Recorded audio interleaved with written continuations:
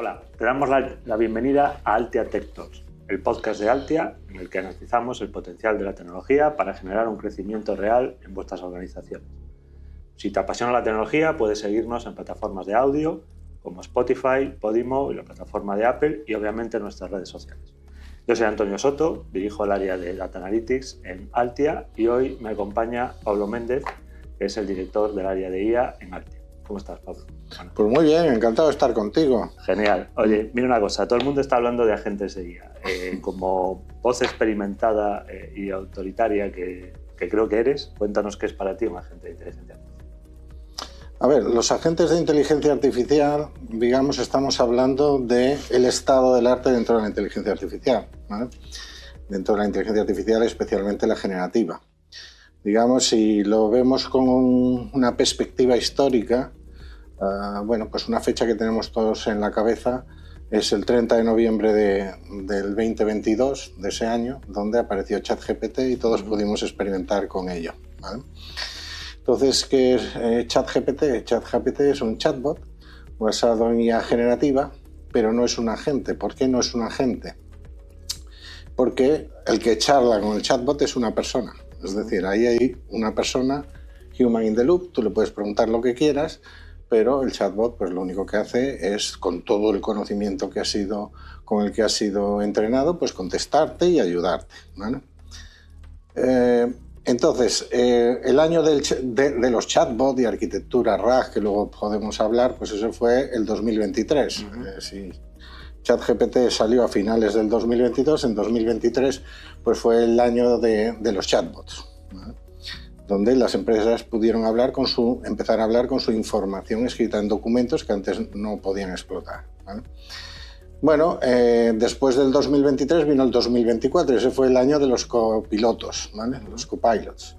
Los copilotos tampoco son agentes. ¿Por qué? Porque los copilotos tampoco eliminan la componente humana. En realidad lo que hace un copiloto pues es ayudarte a ti ya a hacer tareas más complejas e incluso entregables dentro de a lo que tú te dedicas. Te puede hacer un PowerPoint si eres de dirección o financiero, o te puede hacer código fuente si eres un desarrollador, ¿vale? Te hace trabajo que ya pues, te sirve para hacer tus entregas, por así decirlo, de tu producto.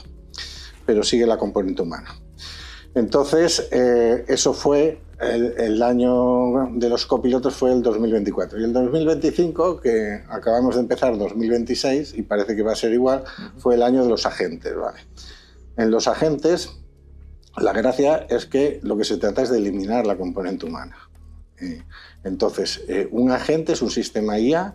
Hoy en día pues, pensamos en IA generativa, es decir, que es capaz de razonar, ¿vale? Porque los modelos de IA generativos largos son capaces de razonar cuando tienen un tamaño suficiente.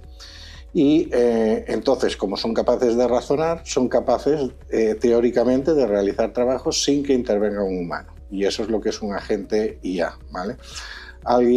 Algunos, además de la autonomía, le ponen a la agente IA que sea capaz de cambiar el entorno donde vive. Es decir, cambiar los datos de tu base de datos, hacer transacciones donde tu cuenta baja o sube según ingresos o gastos, etcétera, ¿vale? Pero eso lo veo yo como una frontera un poco más borrosa, porque en cierto modo ya el chatbot ya te ayuda a ti, está cambiando tu entorno, está mejorando tu productividad, estás tardando un 70% menos en hacer trabajo. O sea que para mí lo más importante a la hora de definir un agente IA es la capacidad de ser autónomo.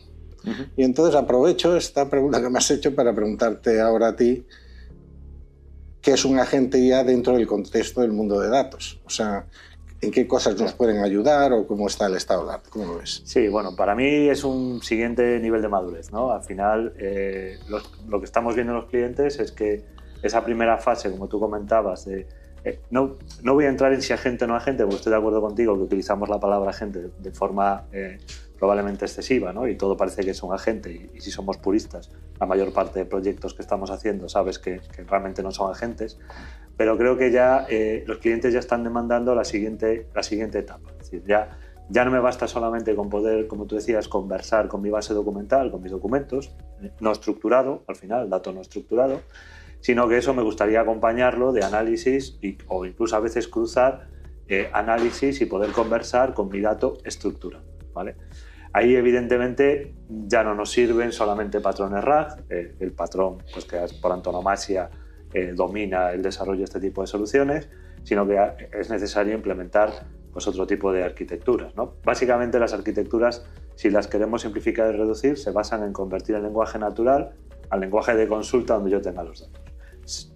Y lo más habitual es que ese lenguaje de consulta es SQL, es de lo que más saben los modelos de lenguaje, porque seguramente sea el lenguaje que más se han encontrado en su entrenamiento y probablemente sea en lo que mejor pueden razonar, ¿vale? y conversar, pero también pues, en otros entornos pues, son capaces de generar pues, código DAX en Power BI, ¿vale? O código ya más específico en los agentes Snowflake. Al final, bueno, pues ahí lo que estamos viendo es, por un lado, que los fabricantes ya están comenzando a sacar ese tipo de asistentes embebidos en las propias plataformas, y por otro lado que los clientes lo que quieren es cruzarlo, ¿no? Es decir, si nos vamos por ejemplo a un ejemplo hotelero, alguien quiere cancelarme una reserva, pues yo quiero poder analizar el dato no estructurado de cuál es el procedimiento de cancelación de la reserva con el dato estructurado de cuándo se hizo, qué importe tiene, etcétera, etcétera, ¿no? Entonces al final se trata un poco de complementar. Estamos viendo que hay clientes que quieren empezar por la parte estructurada, porque a lo mejor tienen un mayor nivel de madurez en el análisis de datos, ¿de acuerdo? Y lo que quieren es hacer masivo esa posibilidad de que un usuario no necesite diseñarse un informe, solicitar un informe, sino que directamente en lenguaje natural sea capaz de consultar un modelo y sea capaz de obtener resultados fiables de ese modelo. Y como comentaba anteriormente, otros clientes lo ven como el siguiente paso, ¿no? Bueno, pues yo ya he empezado a hacer mis primeros pinitos en inteligencia artificial generativa y ahora quiero incorporar a esos chatbots habitualmente pues toda la parte de dato estructurado, ¿vale? Eso es lo que nos estamos encontrando y lo que define un agente de datos, como decía antes, capaz de convertir lenguaje natural a lenguaje de consulta del sistema operacional o de decisión que tenga por detrás, ¿vale? Déjame hacerte una pregunta, sí, claro. Muy interesante. ¿Los modelos generativos pueden atacar la base de datos tal cual o hay que cocinarle al modelo generativo un modelo más sencillo que tenga menos joins, menos tablas para responder una pregunta? Me alegra que me hagas esa pregunta, Pablo.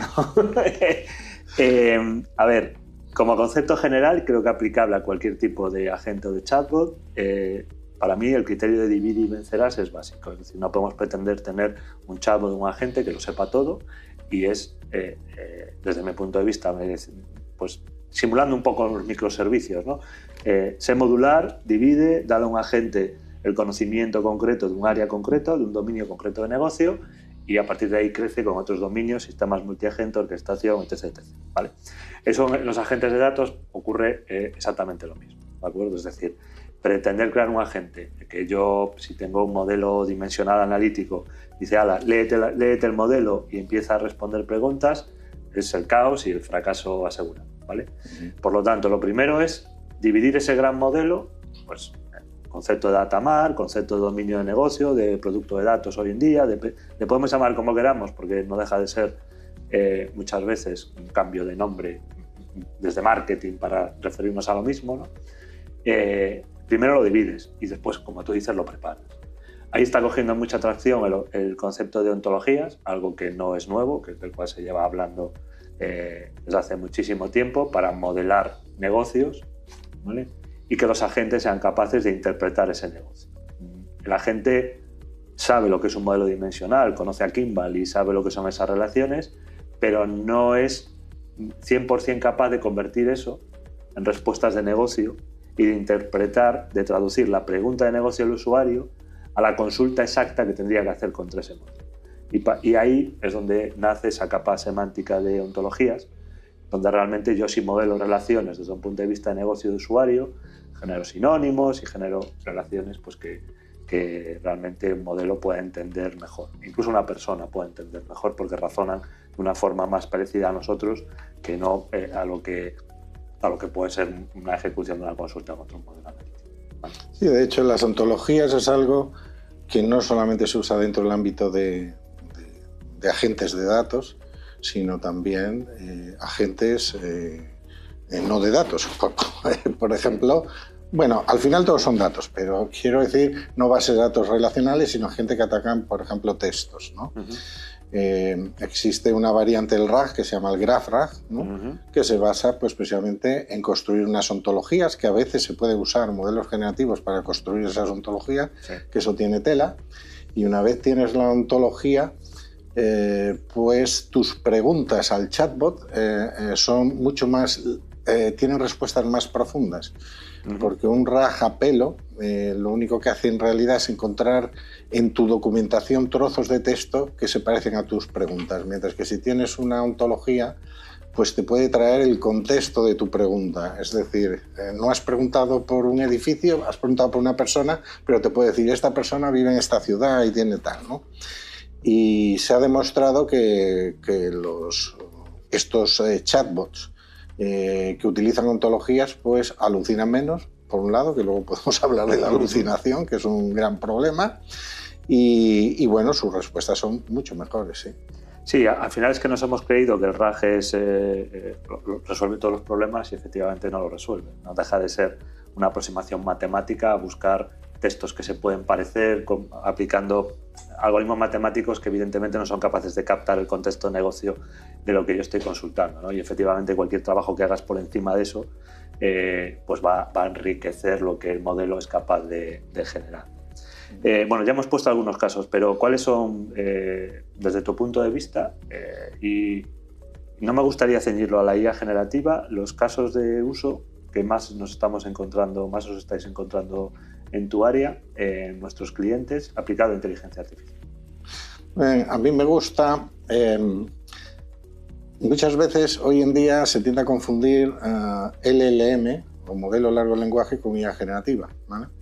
Si somos estrictos, en realidad hay dos tipos de LLM, ¿vale? Que se inventaron en 2017, ¿vale? por investigadores de Google, que es unos modelos, ambos se llaman Transformers, o sea, tienen el nombre del juguete, pero uno tiene una arquitectura que se llama encoder, ¿vale? Y eso es muy útil para tareas que no son generativas. Necesitas entender texto, pero no necesitas generar texto, ¿no? Entonces, ahí tienes un montón de aplicaciones, ¿vale? Por ejemplo, nosotros estamos trabajando con Administración Pública para aplicar IA no generativa, luego te pondré algún caso generativo, pero IA no generativa a la tramitación de expedientes, ¿vale? En el caso de registros presenciales de la Xunta, ¿vale? Pues básicamente lo que hacen los ciudadanos tienen derecho a presentar la documentación en papel. Entonces en la oficina de registro tienen un escáner que hace una copia auténtica de N documentos. Esos documentos ahora un humano tiene que separarlos, tiene que clasificarlos, ver que efectivamente para la ayuda que tú has pedido has presentado el DNI, el certificado de nacimiento, de empadronamiento, etcétera. Y además luego tiene que ver que esos documentos están vigentes, ¿vale? Pues eso se puede resolver con algoritmos no generativos, un separador de documentos, no voy a generar ningún texto, simplemente tu trabajo va a ser separarme los documentos, luego un clasificador de documentos, no tengo que generar nada, tú me tienes que decir que esto es un DNI y esto es un certificado de nacimiento, y luego un extractor de información estructurada que se llama NERSC, ¿vale? Son unos modelos que se llaman NERSC, que lo que hacen es, por ejemplo, extraer la fecha de tu DNI y ver que no está caducado, lo que sea. Entonces eso ahorra un montón de trabajo al empleado público. Lo que pasa que aquí no se trata de sustituir, de hacer un agente que todo lo haga autónomo y decida si la tramitación va adelante o es una subsanación de errores. Simplemente lo que se persigue en estos modelos es pues conseguir un 70% a lo mejor de disminución del trabajo que tiene que hacer hoy en día un humano, ¿vale? Y bueno, y respecto a IA generativa, bueno, yo creo que eso todos sabemos y todos hemos, o yo por lo menos ya uso la IA generativa en mi trabajo habitual, le hago preguntas incluso muy técnicas que antes me llevaba un día a investigar, pues se lo pregunto, Hay que tener cuidado porque, como todos sabemos, la IA generativa alucina y tenemos que ser un poco periodistas, es decir, contrastar la información y siempre decirle al modelo, oye, ¿qué opinas de esto? Dame referencias, en qué te basas para darme tu contestación, ¿no? Y entonces, bueno, IA generativa, lo que más están pidiendo pues es la ayuda a generar documentos que pueden ser desde un email de contestación a algo, a un borrador de un documento jurídico, ¿vale? Y dentro del campo de los datos, ¿qué os están pidiendo?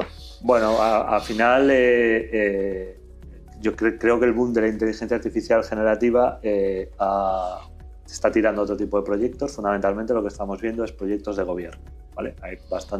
Comienza a haber bastante inquietud por ver cómo gobernar, ya no solamente la IA, sino, digamos, todo, ¿no? Data más IA, todo el entorno, que al final suele caer entre los mismos equipos en las organizaciones, algo que sean muy, muy grandes, y ahí estamos viendo mucha atracción, ¿no? Después, como comentaba anteriormente, pues agentes de datos ya embebidos en las propias plataformas, ¿vale? Tanto Snowflake, Databricks, Fabric, todas tienen ya agentes que son capaces de hacer algún tipo de conversión, como comentábamos antes, del lenguaje natural al lenguaje de consulta y proporcionarlo. Y esas son las dos grandes áreas de las que estamos viendo pues, mucho crecimiento, ¿no? Siempre hay modernización de plataforma de datos y siempre hay otro tipo de proyectos, ETL y demás, pero esas dos son las dos grandes áreas donde estamos viendo pues, más tracción dentro del mercado, ¿no? Pero volviendo un poco a lo que comentabas tú de los casos, que es algo que creo que hace diferencial la propuesta de tu área, porque y que sepas que he adoptado tu discurso, cuando contamos esto en los clientes, es decir, no todo se resuelve con IA generativa. O sea, hay muchos problemas que la solución rápida es, pues utilizo IA generativa porque tengo un API, lo llamo y para hacer una prueba de concepto eso es barato. Pero ¿qué ocurre cuando queremos escalar eso y de repente me llegan no sé cuántas facturas mensuales y tengo que estar llamando a un modelo que por token puede parecer barato, pero cuando te pones a sumar, pues eso genera costes, ¿no? Entonces, ese concepto de utilizar los modelos de lenguaje para soluciones no generativas, ¿vale?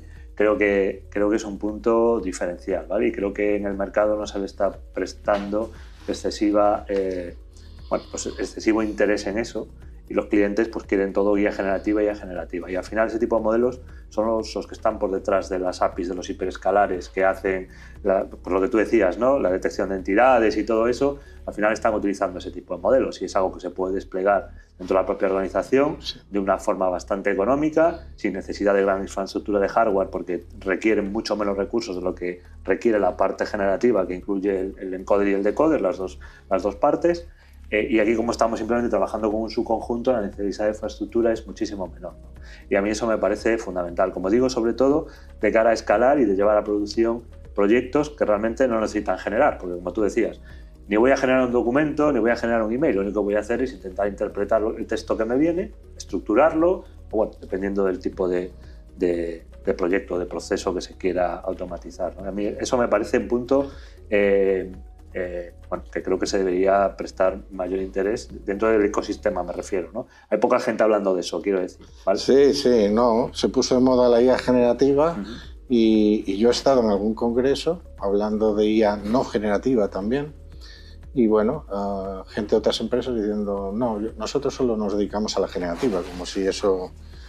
Y en realidad tampoco es verdad, ¿no? Cuando uno ve un modelo generativo que quiere poner en producción, que sea seguro, etcétera, está usando IA no generativa. Por ejemplo, los guardrails, ¿no? Los guardrails son los que, por ejemplo, tú en una empresa haces que tus empleados no puedan usar tu modelo generativo grande que te cuesta todos los meses una pasta para ver los partidos de fútbol, o sea, consultar partidos de fútbol o qué voy a hacer este fin de semana. Entonces, tú lo que sueles hacer es poner un modelo no generativo que clasifica tu pregunta y te dice, esta contéstala, y entonces vas al modelo generativo caro, porque es de trabajo y es importante, y esta no contéstala, ¿vale? Y lo mismo pasa con los guardrails de output. Es decir, cuando el modelo generativo te da una respuesta, puede alucinar, puede ser respuestas tóxicas, etcétera, y los guardrails de output son no generativos. Vienen a clasificarte, este tiene contenido tóxico, este no, ¿vale? Entonces, si es contenido tóxico, no se lo devuelvo al usuario y simplemente, pues a lo mejor suelto una respuesta controlada diciendo, lo siento, no tengo esta información. Entonces, por un lado, la IA no generativa en casos profesionales, digamos, de producción seguros, se usa sí o sí dentro de un sistema cuyo núcleo es generativo y aparte es lo que decías tú. Se puede ejecutar sobre CPU muchas veces porque estamos hablando de modelos de 100 millones de parámetros, más o menos, que comparado con los 1.000 millones o el billón que dicen que tienen Gemini o GPT, pues eso sí que necesitas 25 GPUs ya solo para desplegar o 30. Pero estos no generativos los puedes desplegar sobre CPU, aunque se suelen entrenar sobre una GPU, es suficiente para entrenarlos. Y el modelo entrega es un poco como el software de toda la vida, llave en mano, este es tu algoritmo entrenado con tus datos y sirve para ti. No sirve para el siguiente cliente que tendrá otros datos y otros problemas, ¿no? Correcto. Y en ese escenario hemos hablado varias veces de poner en producción, ¿no? ¿Cuál es el proceso que seguís y cuáles son los checks que ponéis en el área para evolucionar pues el piloto, la prueba de concepto y demás a un sistema en producción? Porque al final yo estoy convencido y creo que la realidad lo demuestra que lo caro de estos proyectos no es lanzarlos, por mucho que pueda parecer que necesitas una inversión, sino el mantenimiento posterior de este tipo de modelos, ¿no? Que dentro de 6 meses o un año esto siga funcionando, no se degrade, no me cueste un ojo de la cara y pueda mantener esa solución en producción. Nosotros en realidad aconsejamos a nuestros clientes, en la medida de lo posible, no planificar un sistema IA end-to-end, ¿vale? ¿Qué quiere decir? Ya controlándolo, presupuestando o guardando una partida para lo que te va a costar integrarlo en tus sistemas de autenticación, por ejemplo, que al final va a ser un sistema informático que lo va a tener que usar gente autenticada y autorizada. No invertir dinero al principio en hacer interfaces de usuario, usables, etc. ¿Vale? ¿Por qué? Porque estamos hablando de innovación, estamos hablando de ciencia de datos y la ciencia tiene una componente de experimentación. Tú cuando vas creando el algoritmo estás experimentando, mejorando las métricas y no sabes a principio qué métricas vas a alcanzar. A lo mejor no alcanzas en un tiempo acotado con tu cliente la métrica que él necesita para operar el negocio. Entonces, una primera medida es no pensar, o sea, pensar en una fase primera que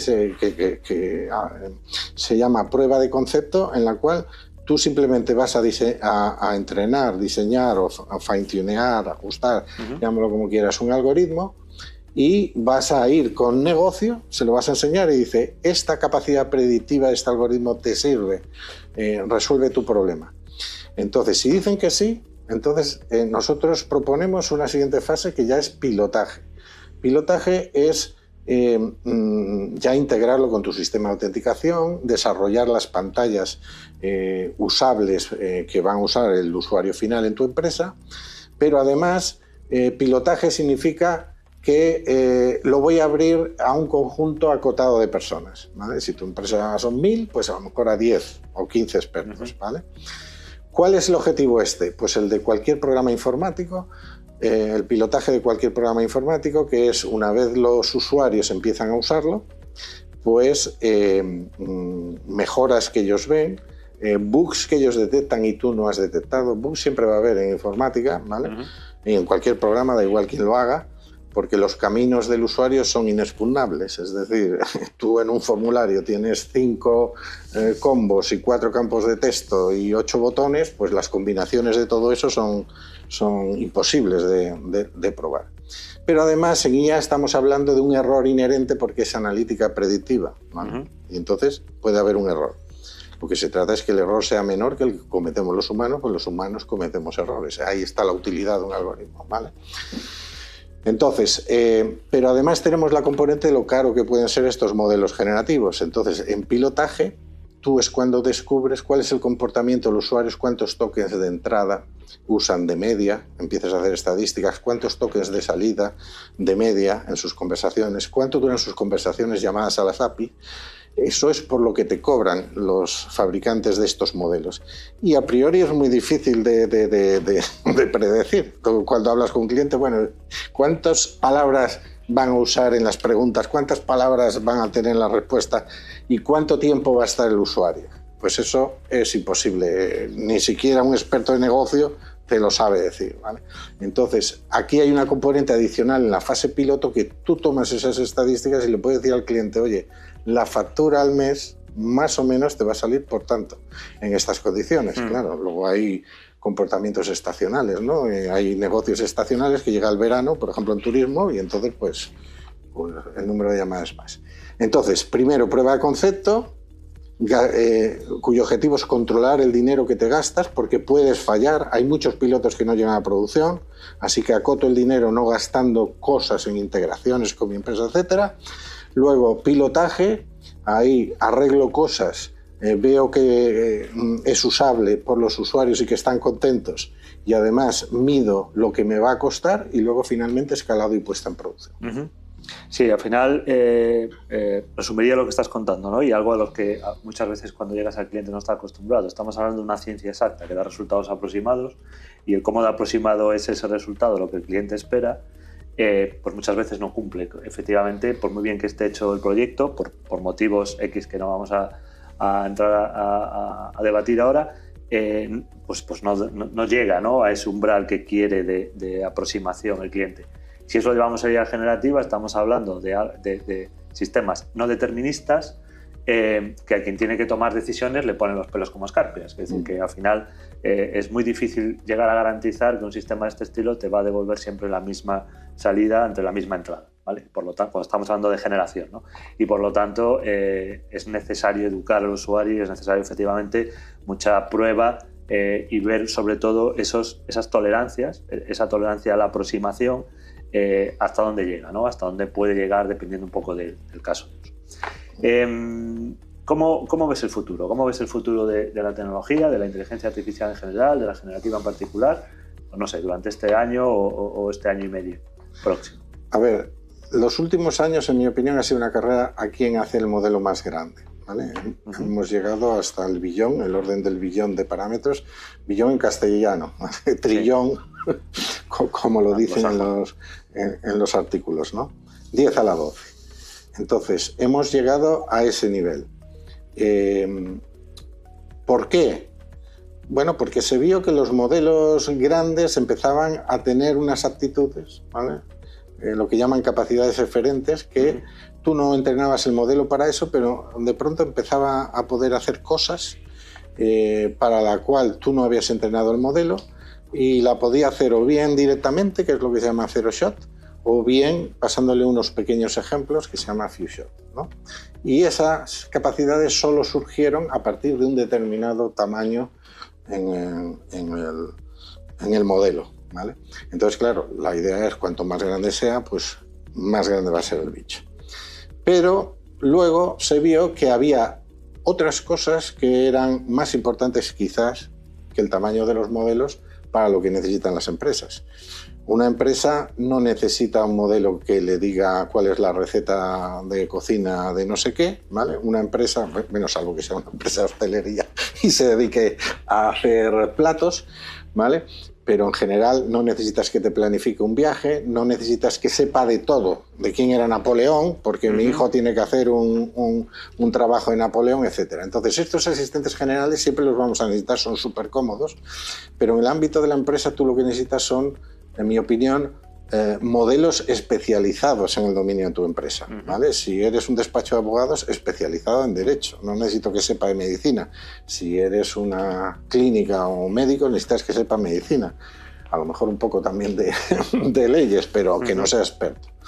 Entonces sí que se ha probado que modelos entrenados con datos de muy alta calidad en dominios muy específicos, siendo más pequeños que los súper grandes, son mejores. O sea, da mejores respuestas. Sí.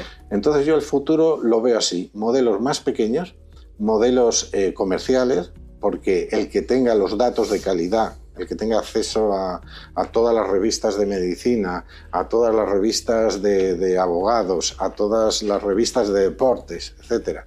Tendrán que llegar a acuerdos con los que tienen el copyright, ¿no? Pero el que tenga los datos de calidad va a tener modelos más pequeños que los actuales y por tanto más baratos, y que podrás desplegar para más usuarios y a lo mejor incluso en tu entorno, ¿vale? Modelos a lo mejor de menos de 10 millones de parámetros, ¿no? Que son los estos. ¿Y tú cómo ves el futuro? Bueno, yo lo veo rodeado de agentes en general, agentes de datos en particular y data products y ontologías. En el mundo del data analytics creo que los tiros van a ir por ahí, y con algo que a mí me preocupa bastante, que tiene que ver con todo, con cómo gestionamos toda la observabilidad, o sea, todos los logs que todos estos sistemas generan y que necesitamos analizar, ¿no? Por ahí creo que hay un terreno que hay que labrar y en el cual hay que trabajar mucho. Bien, pues hasta aquí el programa de hoy. Gracias, Pablo, por acompañarnos, y nos vemos en el próximo capítulo de Altea Tech.